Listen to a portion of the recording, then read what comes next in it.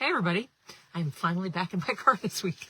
I'm not sure how often I can do that, but I was going to be in Hartford today, but I switched today for tomorrow, and I'm happy to be home. Where I also was going to do this a little bit earlier today, but I don't know about you, but I did a little procrastinating watching the Olympic women's hockey team beat Canada in the gold medal match in overtime, and it was amazing. So I got a little distracted by that final period and the overtime in women's hockey. I have been there are lots of connections to the Winter Olympics in and around here. Of course, curling is a big part of the Winter Olympics, and the Norfolk Curling Club made the news recently, national news recently. And I know lots of people are watching curling matches there and doing a little curling themselves. That's a little. We also had, recently the ski jumps here in Salisbury. Of course, we are on the Junior Olympic circuit.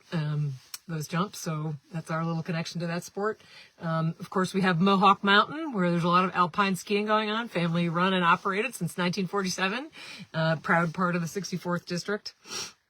And let's see what else. Oh, I also I have lots of friends who play for the Salisbury Stingers, the women's hockey team around here. And I know they have lots of fun playing together and playing against other, women in the region. So that connects a lot of us to we do have winter here, and I think we're connected to a lot of winter sports, and it certainly brings a lot of joy to my life, and I hope to yours. I am a skier myself, so I also have been watching a little bit of that on delay, generally at the end of the day. But I did watch Michaela Schifrin's gold medal slalom run. So that's when I'm not, the rest of the time I'm in Hartford, and we do sometimes now have the TV muted on the Olympics while we're in our offices. But we are, in terms of what's happening in the process, we're moving now from the first phase of the committee process, which is where we raise concepts, ideas, decide which bills will get a hearing. That's the filtration process. We'll decide what things we're going to talk about this year. And always hard to exercise that filtration process because you got to say no to a lot of colleagues and to good ideas sometimes, but we just, particularly in a short session, you can't do everything.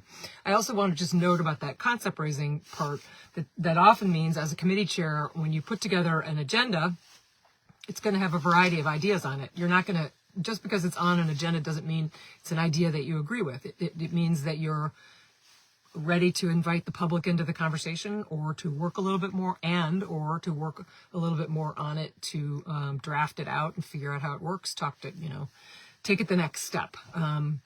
We always hear more things than we actually have intention of passing. And I know I've spoken to some people this week about concepts that they don't agree with showing up on agendas. And of course you got to watch the public hearing process, but that's part of the process, is embracing that conversation.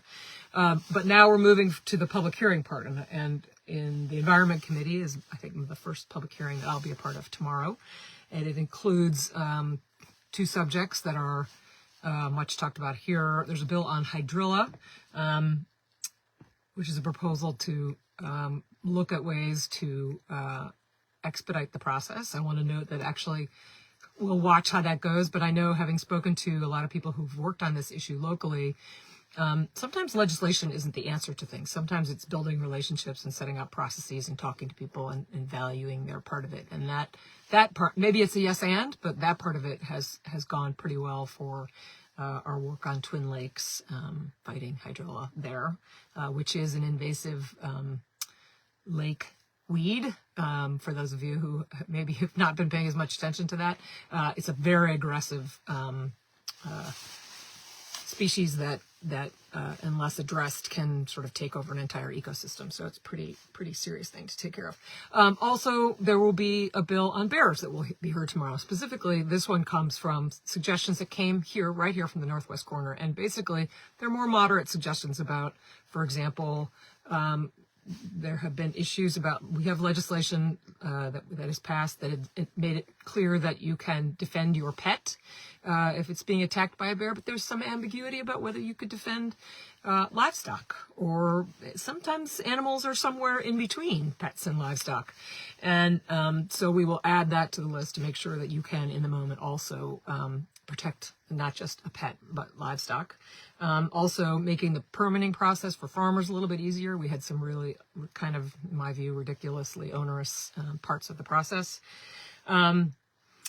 And also giving farmers an ability to take to address animals who have been taking crops, for example, corn, in the prior year in really destructive ways, and carry that forward so that you're not always behind. Because the problem for many farmers who have corn in particular, but also other crops, is by the time they get the permit, the damage is done and we've moved on, and there isn't really much that can be done about it. So we're trying to give them ways to get ahead of it. So little changes to the current situation. So that's where we are. I will be back in Hartford doing that exact public hearing tomorrow. I hope you all have a good weekend, and I'll see you soon.